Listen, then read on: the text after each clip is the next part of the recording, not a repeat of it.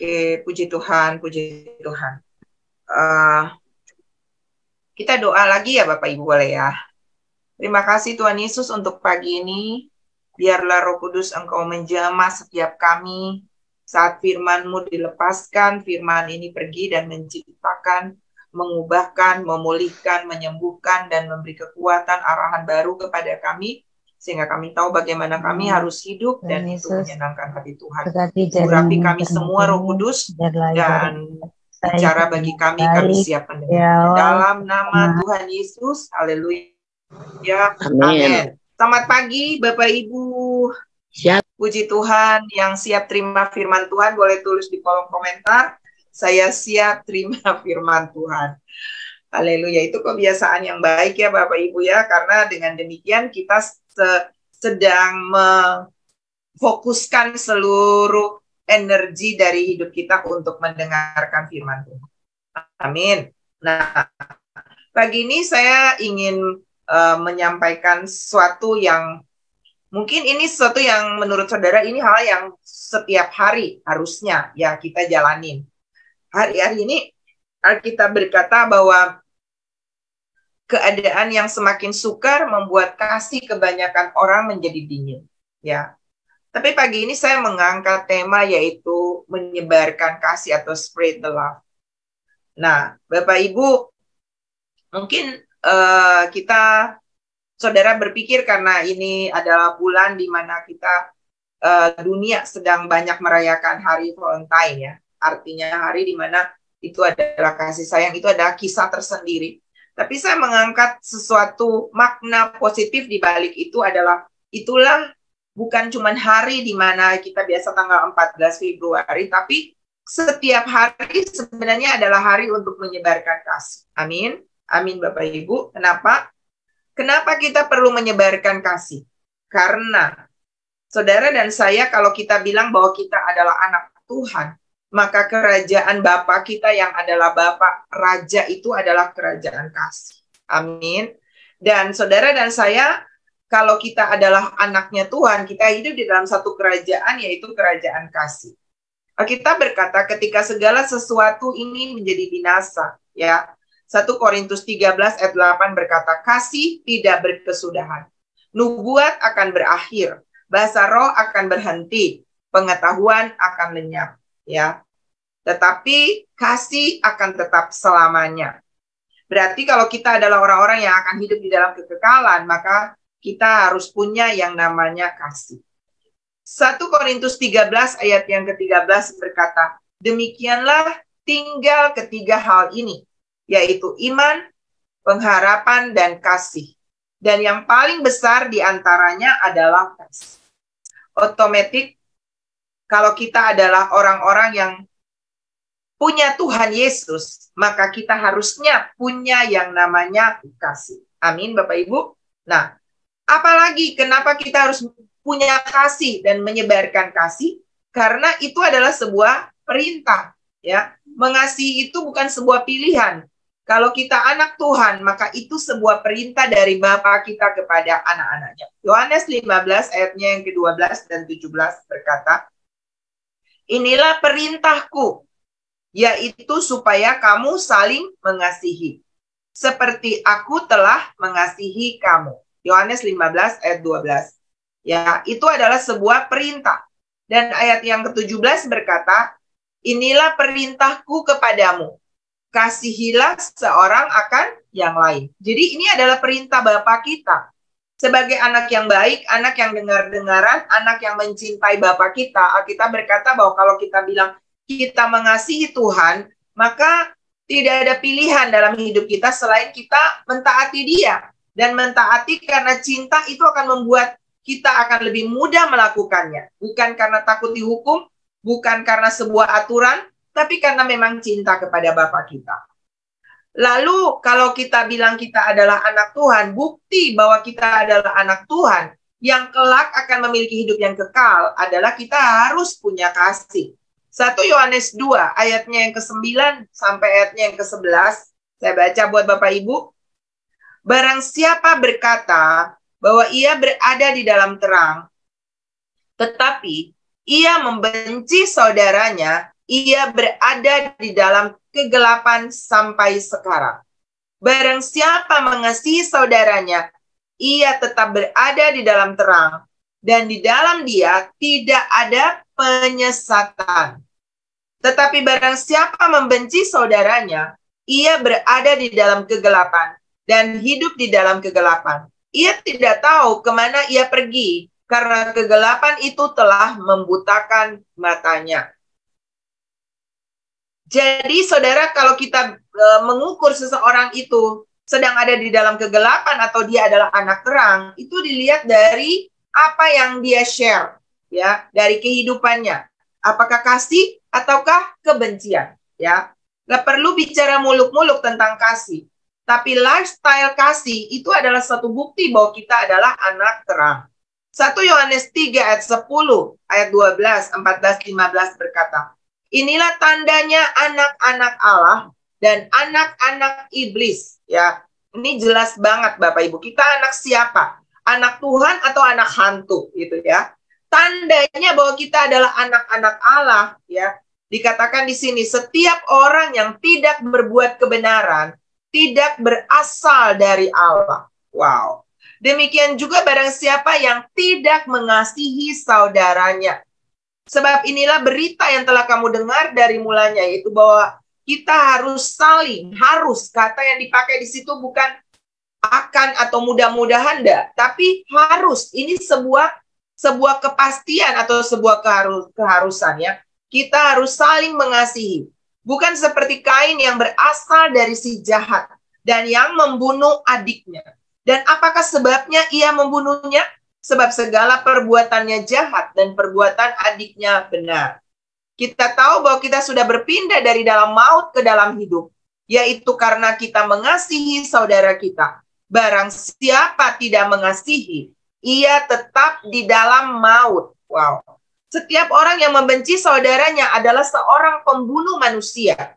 Dan kamu tahu bahwa tidak ada seorang pembunuh yang tetap memiliki hidup yang kekal di dalam dirinya. Saudara, jangan terjebak ya. Kekristenan itu di atas rata-rata. Kalau orang dunia berkata bahwa kita tembak orang, kita tusuk orang, kita aniaya orang, itu baru disebut membunuh. Tapi Alkitab menjelaskan bahwa kalau kita membenci seseorang, kita sudah terjerat di dalam yang namanya membunuh. Ya, ini tinggi banget ya. Hidup kekristenan itu tidak mudah Bapak Ibu. Jadi hari-hari ini kita tahu berita-berita yang marak di mana-mana ya, berita yang tiap hari kita nonton, kisah-kisah yang terjadi, pembunuhan-pembunuhan berencana yang berakibat orang juga akhirnya akan dibunuh ya, atau mengalami yang namanya dibunuh hukuman mati atau hukuman seumur hidup atau ya hukuman-hukuman yang berat. Tapi berita-berita ini jangan membuat pancingan untuk saudara punya yang namanya kebencian. Karena jika saudara masuk di ranah membenci orang lain, saudara sudah membunuh. Ya, nggak perlu saudara tembak orang, tapi saudara sudah masuk di dalam kategori membunuh. Ya, ini pesan khusus bagi semua anak-anak Tuhan hari-hari ini, karena berita-berita kejahatan yang semakin meningkat di dalam 2 Timotius 3 keadaan manusia akhir zaman, membuat orang semakin jahat. Ya, orang berbuat hal-hal yang tidak benar dan mereka berpikir itu hal yang baik, saudara. Ya. Apapun itu, apapun yang kita dengar, jangan pernah membuat rasa benci muncul di hati saudara. Jangan pernah saudara punya sebuah inisiatif untuk berkata, kayaknya cocok dihukum mati. Ya, jangan pernah saudara. Atau saudara mulai mengata-ngatai, saudara terjebak di dalam kata-kata membenci, kata-kata harus dibunuh, dan sebagainya. Aduh, kok dibebaskan? Aduh, saudara, tanpa sadar, kita juga sudah masuk seorang menjadi kategori seorang pembunuh ya. Karena firman Tuhan berkata bahwa kalau kita berkata bahwa kita membenci seseorang, ingat saudara bukan lagi anak terang loh. Saudara sudah masuk di kategori anak kegelapan ya. Nah, mungkin saudara berkata keadilan perlu ditegakkan. Iya benar. Tapi nanti saya akan jelaskan kepada saudara apa yang Tuhan mau bagi kita sebagai anak-anak Tuhan. Bagaimana cara kita menyebarkan yang namanya kasih. Kita baca saudara ya. Roma 12 ayat 9 sampai ayat 21. Ini agak panjang, tapi saya berusaha untuk baca pada Bapak Ibu pagi hari ini. Ayat 9. Hendaklah kasih itu, ini judul daripada perikop ini adalah nasihat untuk hidup dalam kasih. Ya, ingatkan diri kita bahwa identitas kita anak terang yang punya kepastian hidup kekal dan harus punya kasih. Ya, dikatakan ayat 9, hendaklah kasih itu jangan pura-pura. Jauhilah yang jahat dan lakukanlah yang baik. Hendaklah kamu saling mengasihi sebagai saudara dan saling mendahului dalam memberi hormat. Janganlah hendaknya kerajinanmu kendor. Biarlah rohmu menyala-nyala dan layanilah Tuhan. Bersukacitalah dalam pengharapan, sabarlah dalam kesesakan, dan bertekunlah dalam doa. Bantulah dalam kekurangan orang-orang kudus, dan usahakanlah dirimu untuk selalu memberi tumpangan. Berkatilah siapa yang menganiaya kamu. Wow, memberkati orang yang menganiaya kita. Berkatilah dan jangan mengutuk. Bersukacitalah dengan orang yang bersukacita, dan menangislah dengan orang yang menangis. Hendaklah kamu sehati, sepikir dalam hidupmu bersama. Janganlah kamu memikirkan perkara yang tinggi, tapi arahkanlah dirimu kepada perkara yang sederhana. Janganlah menganggap dirimu pandai. Janganlah membalas kejahatan dengan kejahatan. Lakukanlah apa yang baik bagi semua orang, sedapat-dapatnya, kalau hal itu bergantung padamu.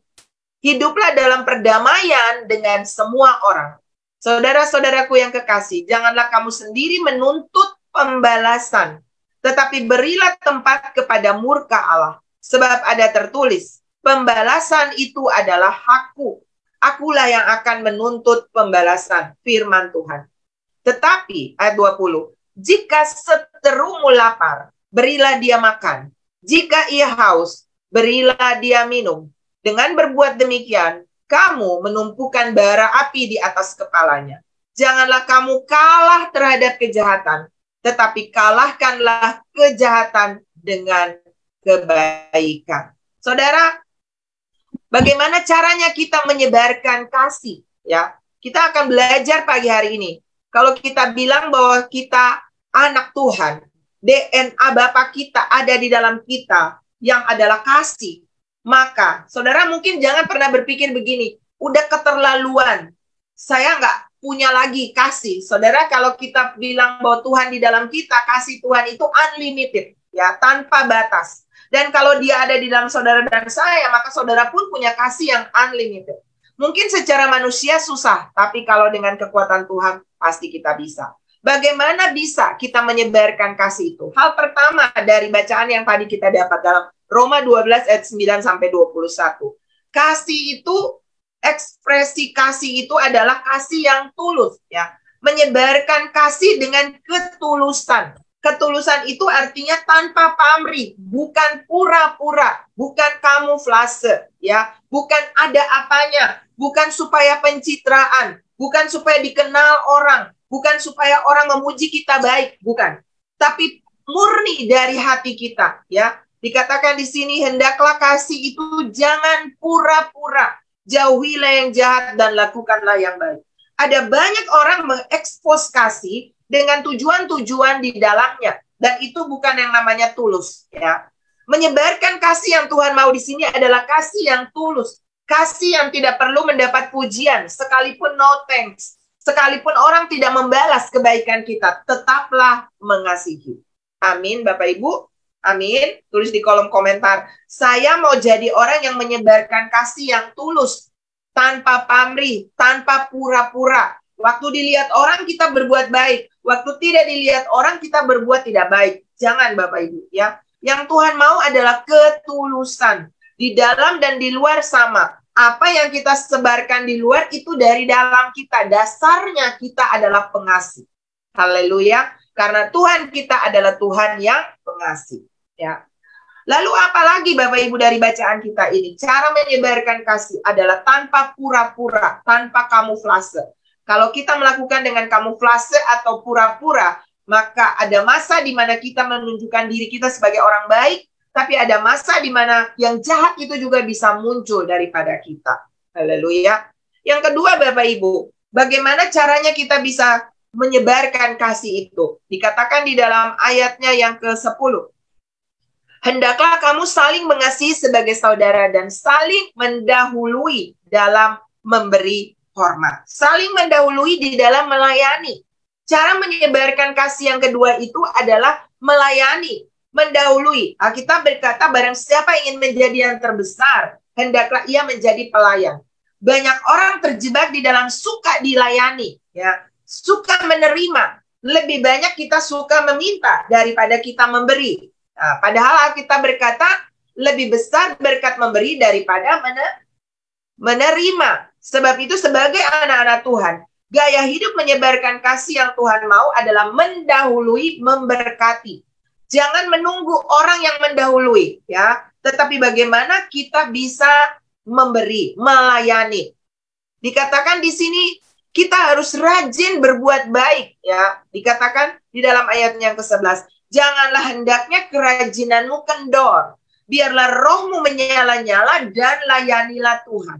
Ya, ketika kita melayani Tuhan dengan kendor, maka yang tadinya bernyala-nyala, yang tadinya berapi-api, rajin beribadah, rajin menolong sesama, tetapi keadaan-keadaan yang semakin sulit akan membuat kita menjadi kendor dalam pelayanan kita kepada Tuhan.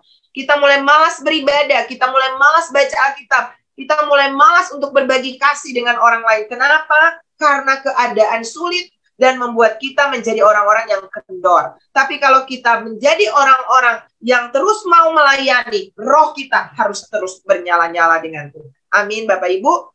Harus apa lagi, Bapak Ibu? Di dalam ayatnya yang ke-13, dalam poin yang kedua, suka melayani, mendahului dalam melayani ini adalah bantulah dalam kekurangan orang-orang kudus. Dan usahakanlah dirimu untuk selalu memberi tumpangan. Kita menjadi orang yang selalu bermurah hati. Menjadi orang yang selalu tersedia. Bahkan dikatakan di sini, bantu dalam kekurangan. Ya, sabar dalam pengharapan. Sabar dalam kesesakan. Bersuka cita dalam pengharapan. Bertekun dalam doa. Itu adalah tindakan-tindakan di mana kita selalu pengen melayani sesama dan melayani Tuhan.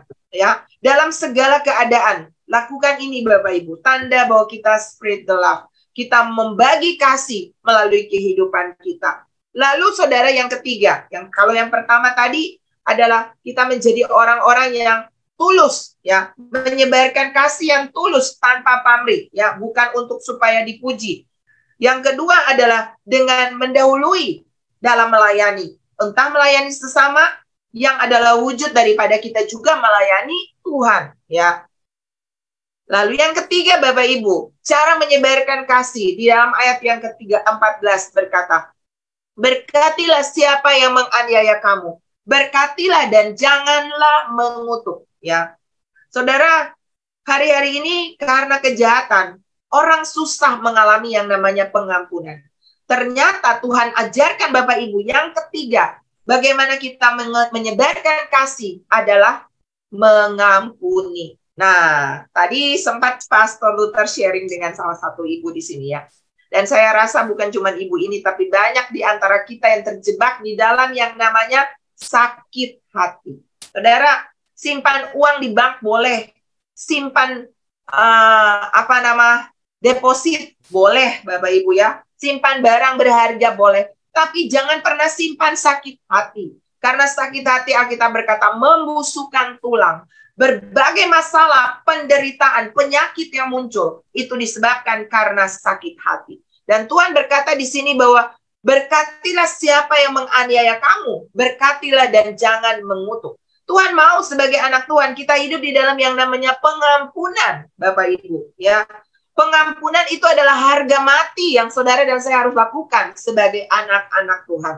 Dikatakan di sini bahwa jangan membalas, ya. Ayat 17. Janganlah membalas kejahatan dengan kejahatan. Lakukanlah apa yang baik bagi semua orang, sedapat-dapatnya. Kalau hal itu bergantung padamu, hiduplah dalam perdamaian dengan semua orang. Ingat Bapak Ibu, Alkitab berkata, kalau kita adalah anak Tuhan, kita harus menjadi pembawa damai. Dari mana mulainya? Perkataan kita. Jangan menyebarkan berita-berita yang memancing kebencian, memancing amarah Bapak Ibu. Banyak orang sedang ada di dalam ranah melakukan banyak pelanggaran. Tapi jangan terjebak untuk ikut membenci dan mengata-ngatai, mengutuk orang-orang. Bahkan ketika Bapak Ibu nggak ada punya hubungan dengan orang-orang yang sedang bermasalah, banyak orang yang sedang menghakimi, menghukum orang lain tanpa sadar dia masuk menjadi seorang pembenci manusia. Pagi hari ini, saya mau supaya setiap kita yang ada di komunitas ini, saudara yang bisa mendengar berita ini, jaga hatimu. Alkitab berkata Amsal 4 ayat 23, jagalah hatimu dengan segala kewaspadaan, karena dari situ terpancar kehidupan. Saudara mau memancarkan kehidupan atau kematian? Jaga hati, jangan mudah ikut-ikutan membenci orang. Bahkan saudara nggak tahu apa-apa, saudara ikut benci, saudara ngata-ngatain, saudara nyumpah-nyumpahin, kita masuk di ranah, saudara sedang membunuh sesama manusia. Ya, dikatakan di sini, saudara-saudaraku yang kekasih, ayat yang ke-19, janganlah kamu sendiri menuntut pembalasan, tapi berilah tempat kepada murka Allah. Sebab ada tertulis, pembalasan itu adalah hakku.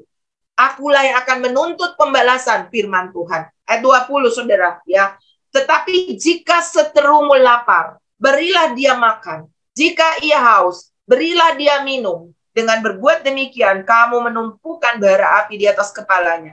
Janganlah kamu kalah terhadap kejahatan, tetapi kalahkanlah kejahatan dengan kebaikan. Suatu waktu, ada seorang perempuan berdosa yang perempuan berzinah, ya. Lalu orang-orang Yahudi datang untuk melempari dia dengan batu. Dan ketika mereka berkumpul untuk mau bilang bahwa dia perempuan berdosa, dia tidak layak hidup, dia harus dihukum mati. Lalu Tuhan Yesus berkata, Tuhan Yesus menulis di tanah, sebelum menulis di tanah, Tuhan Yesus bilang kepada mereka, kalau kamu mau membunuhnya, ayo silakan ambil batu dan lempari dia sampai mati. Lalu Tuhan membungkuk dan menulis. Tuhan tidak membiarkan, menghiraukan mereka yang sedang menjudge orang perempuan berdosa ini. Kalau siapa yang tidak berdosa, ambil batu dan lempar orang itu sampai mati. Apa yang terjadi Bapak Ibu dari kisah ini? Satu demi satu orang itu pergi meninggalkan perempuan itu. Apa pesan di balik ini? Gak ada manusia yang sempurna. Nobody's perfect. Semua kita punya blind spot. Semua kita punya kelemahan. Mungkin kita belum menembak orang sampai mati. Mungkin kita belum membunuh seseorang dengan pedang. Tapi dengan membenci seseorang di satu musim, sebenarnya kita sudah jadi pembunuh manusia. Sebab itu saudara, mari kita jangan terjebak untuk ikut-ikutan membenci orang lain. Bahkan ketika orang sedang melakukan sebuah kesalahan, apa yang saudara harus lakukan? Berdoa. Alkitab menyatakan di sini bahwa berdoalah bagi mereka yang menganiaya kamu. Bahkan Tuhan bilang memberkati. Bagaimana caranya? Kita mungkin nggak bisa kasih makanan, kita mungkin nggak bisa dengan secara berkat yang lain. Tapi dengan doa kita, saudara. Kalau saudara melihat sebuah masalah, ada kegelapan di satu ranah, ya, di satu keadaan, entahkah itu masalah bencana yang sedang terjadi saudara-saudara kita di Turki, entahkah itu masalah daripada kasus-kasus, ya, kasus-kasus pembunuhan yang saat ini sedang marak terjadi, nonton di TV, ya, berita-berita pembunuhan dan sebagainya. Jangan saudara ikut-ikutan mengatakan hal-hal mengutuk orang-orang itu. Tapi saudara berdoa, Tuhan tolong. Jika perlu orang-orang yang melakukan kesalahan. Mungkin pada saat itu, entah sadar, entah tidak sadar, mau berencana atau tidak berencana, bukan urusan saudara. Biarkan hakim yang memutuskan. Tugas saudara apa? Berdoalah. Supaya orang-orang yang sudah terjebak di dalam tanpa sadar melakukan kesalahan, atau dengan sadar melakukannya, bertobat. Lihat perempuan berdosa ini, saudara. Akhirnya, gak ada satupun yang bisa melempari dia dengan batu. Kenapa? Mereka sadar, mereka juga orang berdosa. Mereka juga bisa melakukan kesalahan. Di sisi lain, dosa itu nggak ada ringan, atau dosa itu nggak ada besar, kecil. Batu besar, batu kecil, masuk ke dalam sungai, tenggelam juga. Tikus besar, tikus kecil, mati, pasti bau juga. Artinya dosa itu nggak ada ukuran. Semua dosa itu yang upahnya adalah maut. Sebab itu, saudara, nggak ada alasan untuk saudara dan saya membenci, mengutuki, apalagi menyumpahi supaya orang dihukum mati. Tugas saudara dan saya adalah berdoa supaya Tuhan bisa membuat satu situasi yang membuat orang-orang yang berdosa itu berbalik. Artinya, saudara saudara punya yang namanya kasih, Yesus ada di dalam saudara. Kalau mau dihukum, harusnya saudara dan saya ini juga dihukum loh. Kita orang berdosa dan upah dosa itu adalah maut. Tapi Tuhan Yesus memberi kesempatan kan kepada saudara dan saya. Kemarin saya membenci orang, kemarin saya juga orang berdosa. Tapi hari ini Tuhan memulihkan hidup saya dan saudara. Kenapa kita tidak bisa punya hati seperti itu, yang seperti hati Tuhan? Mau memberikan kesempatan kedua untuk saudara dan saya bertobat. Amin Bapak Ibu, milikilah gaya hidup pengampunan. Dan akhirnya Tuhan Yesus pun berkata kepada perempuan berdosa itu, aku pun tidak menghukum engkau. Pergilah dan jangan berbuat dosa lagi. Wow! Tuhan penguasa alam semesta yang sangat sempurna memberikan kesempatan kepada perempuan berdosa dan tidak menghukumnya. Bagaimana dengan kita? Apakah kita lebih hebat dari Tuhan? Mari Bapak Ibu sebarkan kasih dengan pengampunan. Di Jepang Bapak Ibu, ya, ada satu satu bentuk, boleh Aceh bisa siapkan gambarnya.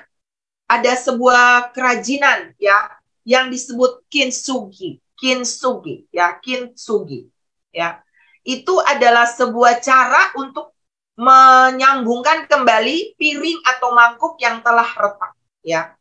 Dan alhasil mangkuk dan piring yang tadinya harganya murah, tetapi ketika dia retak dan dipegang oleh ahli kintsugi ini dengan menempelkannya dengan emas, maka kintsugi ini membuat, ini Japanese art ya, sebuah seni di Jepang. Maka yang terjadi adalah mangkuk ini akan berharga lebih mahal daripada harga aslinya. Bahkan akhirnya Bapak Ibu, orang-orang Jepang ahli kintsugi ini, mereka bahkan mungkin saja mangkuk itu nggak pecah, dipecahin. Lalu dibuat lagi, disambungkan lagi dengan sambungan kintsugi cairan emas ini, supaya harganya akan dibuat menjadi lebih mahal. Nah, apa makna di balik ini? Mungkin saudara punya hidup yang retak, hancur mungkin bahkan berkeping-keping, dengan berbagai masalah, kesalahan ya, yang saudara sudah lakukan. Dan mungkin dunia sedang akan membuang saudara di tempat sampah. Nggak ada arti, nggak ada harga. Tapi tangan yang perkasa, seorang kintsugi yang hebat, yaitu Tuhan Yesus, merekatkan saudara dengan darahnya yang mahal.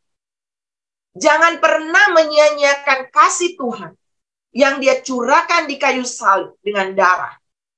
Darah Yesus cukup untuk menyambung retakan-retakan yang mungkin terjadi dalam hidup saudara. Jangan pernah berkata dosaku udah semerah kirmisi. Atau dosa orang itu udah semerah kirmisi. Nggak mungkin lagi bisa disatukan. Saudara, ketika kita mengatakan itu, kita sedang meremehkan darah Yesus. Darah yang berkuasa. Sebab itu mari sebagai anak-anak Tuhan, kalau kita tinjau kembali, rasul-rasul yang dipakai dengan luar biasa. Siapa Paulus? Penulis hampir semua kitab di Perjanjian Baru. Dia seorang pembunuh. Dia dulu mengejar-ngejar orang Kristen. Bahkan dia menganiaya orang-orang Kristen. Tapi ketika dia mengalami encounter with God, perjumpaan pribadi dengan kasih Tuhan merubah Saulus menjadi Paulus. Wow. Siapa Petrus? Dia adalah Simon. Arti Simon itu ilalang. Ya, diterbangkan angin kemana-mana, mudah berubah-ubah. Ya, penyangkal. Dia pernah menyangkal Tuhan 3 kali. Tapi Yesus mampu merubah hidupnya. Ahli kintsugi di Jepang merubah piring retak menjadi piring yang mahal harganya. Ahli Yesus Kristus sanggup merubah hidup saudara yang retak menjadi sesuatu yang berharga, menjadi sesuatu yang bermakna. Di matanya saudara adalah berharga, lebih berharga dari emas. Amin Bapak Ibu. Sebab itu jangan pernah meremehkan kasih Tuhan yang hebat di dalam hidup saudara. Dengan pengampunan kepada diri sendiri dan kepada orang-orang yang ada di sekeliling kita. Hari-hari ini kita akan berhadapan dengan manusia-manusia akhir zaman yang semakin jahat. Sebab itu punyalah hati seluas samudra. Lebarkanlah kapasitas hatimu dengan kasih Tuhan yang masuk di dalam saudara. Sehingga saya percaya saudara akan hidup di dalam pengampunan. Siapa Yakub? Yakub adalah penipu. Tapi Tuhan sanggup merubah dia menjadi Israel. Saya berdoa di komunitas ini, ya, Di komunitas yang saudara sedang menyaksikan siaran ini, entah di Zoom, entah di Facebook, entah di YouTube, saudara adalah orang-orang yang punya pengampunan. Orang butuh diampuni 1 ton, kasih. Kenapa? Kita punya 1 samudra. Haleluya. Kita punya kasih 1 samudra karena kasih Yesus sempurna di dalam saudara dan saya. Haleluya. Amin Bapak Ibu. Dan saya percaya, kalau saudara baca di dalam Alkitab, yang melahirkan Yesus tidak semua orang dari latar belakang keturunan baik-baik. Rahab, seorang perempuan Sunda, tapi dia dipilih untuk melahirkan Yesus Kristus. Ruth, seorang perempuan bukan dari keturunan Israel asli, tapi dia dipilih. Itu kenapa dicatat di dalam silsilah Yesus Kristus, untuk menunjukkan bahwa Tuhan adalah Tuhan yang bisa merubah mangkok retak kehidupan manusia yang rusak menjadi sesuatu yang baik. Jangan pernah menjudge bahwa seseorang itu udah dosanya parah banget, nggak bisa diampuni. Karena kita bukan Tuhan. Tuhan saja mengampuni siapa kita, sehingga kita bisa menjudge dan mau menghakimi seseorang. Ya, biarkan hakim yang menghakimi, putusan datang apa yang harus terjadi. Tugas saudara dan saya mendoakan, bukan ikut-ikutan menjudge ataupun mengutuki. Dan yang keempat, Bapak Ibu, bagaimana kita menyebarkan kasih? Apa yang harus kita sebarkan? Kalau yang ketiga tadi pengampunan. Yang pertama ketulusan. Yang ketiga adalah pengampunan. Maka yang keempat, saudara harus memberitakan kabar baik. Berhenti ikut-ikutan hoax, berhenti ikut-ikutan untuk menyebarkan berita-berita yang membuat kebencian itu semakin meningkat. Ya, ada satu hamba Tuhan bilang bahwa nabi palsu hari-hari ini bukan manusia, saudara, tapi media. Ya, karena dengan menyebarkan hoax, berita-berita buruk, orang punya kebencian di mana-mana. Jangan terjebak ya Bapak Ibu, jangan terjebak. Ya, karena ini adalah salah satu tipuan setan yang menjebak anak-anak Tuhan untuk ikut main dengan kebencian. Ya, saudara, berita baik yang saudara harus keluarkan dari mulutmu adalah berita keselamatan hanya ada di dalam Yesus. Alkitab berkata, Yesus adalah jalan kebenaran dan hidup. Tidak ada seorang pun yang sampai kepada Bapa tanpa melalui Yesus. Setiap hari, ya, orang sedang pergi ke neraka. Ada kematian di mana-mana. Kalau kematian yang terjadi di luar Yesus, saudara sudah tahu akhirnya akan pergi kemana, ya kan?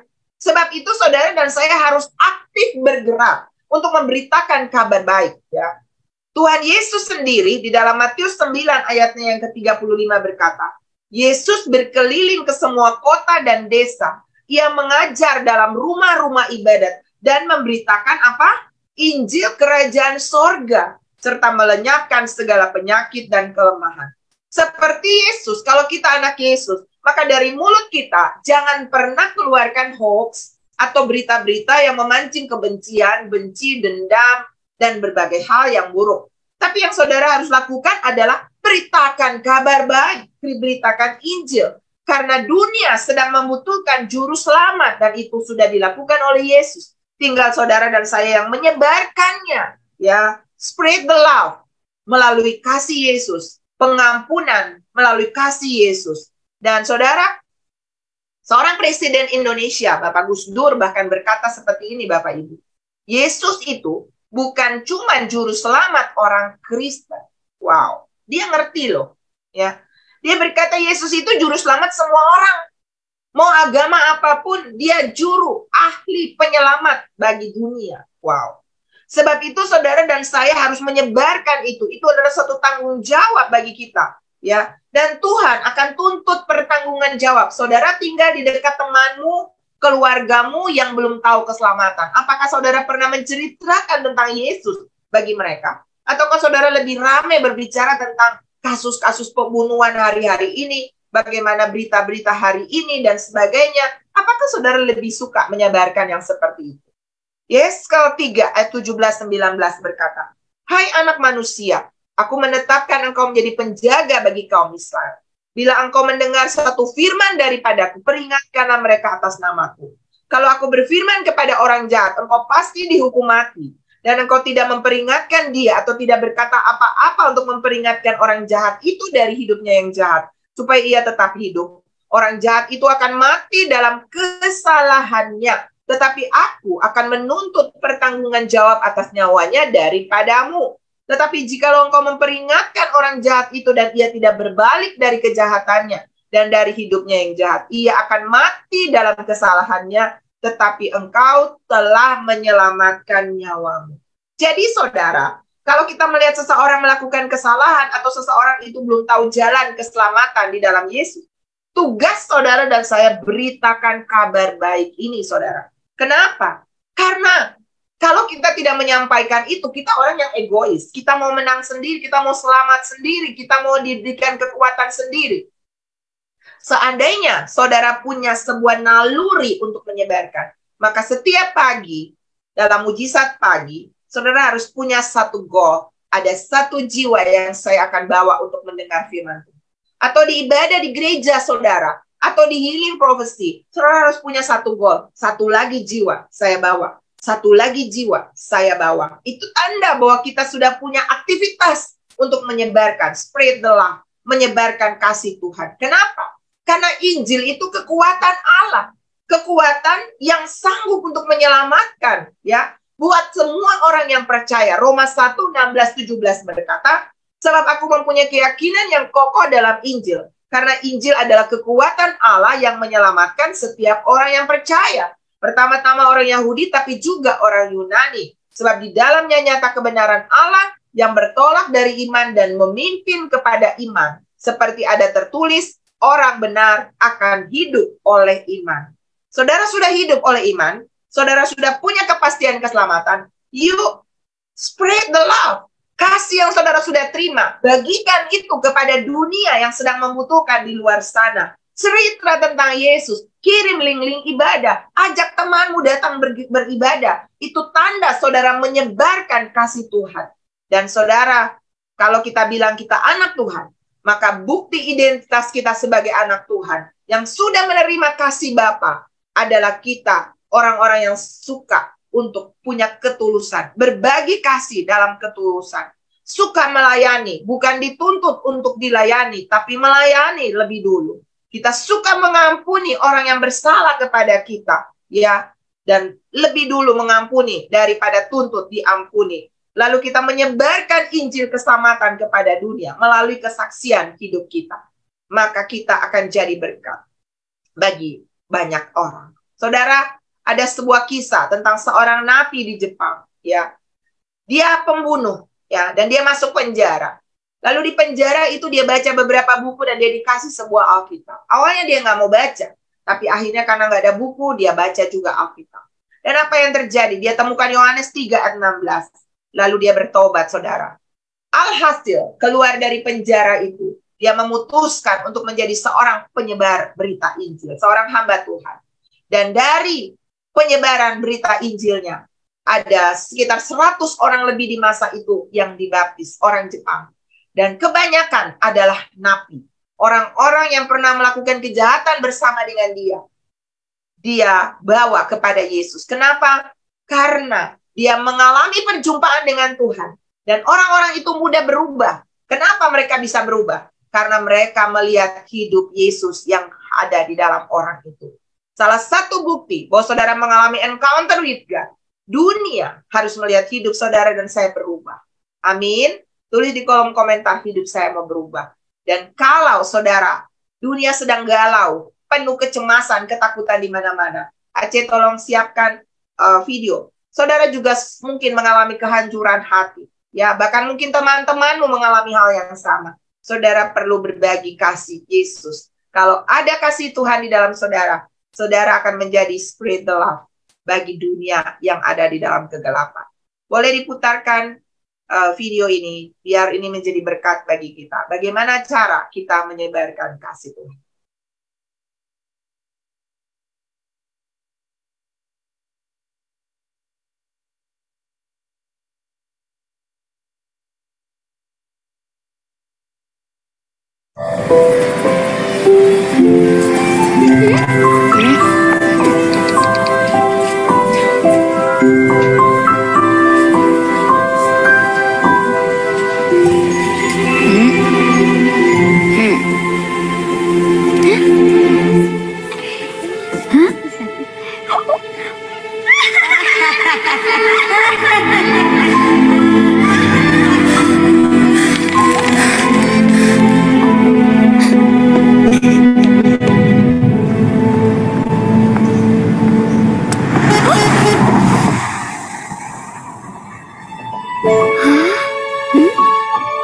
Hey.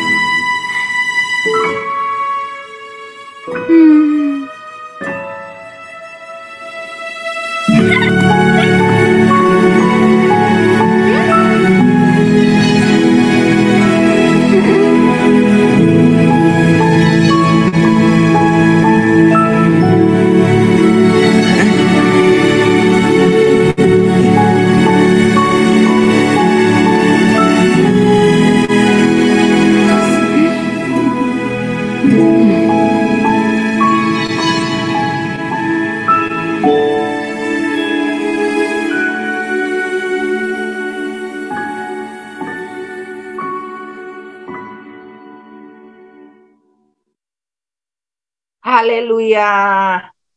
Biarlah kasih Tuhan yang ada di dalam saudara, hati yang baru yang Tuhan sudah berikan kepada saudara-saudara, share kepada banyak orang yang sedang terluka, yang sedang mengalami begitu banyak masalah di luar sana, dan itu akan memulihkan dan menyembuhkan mereka.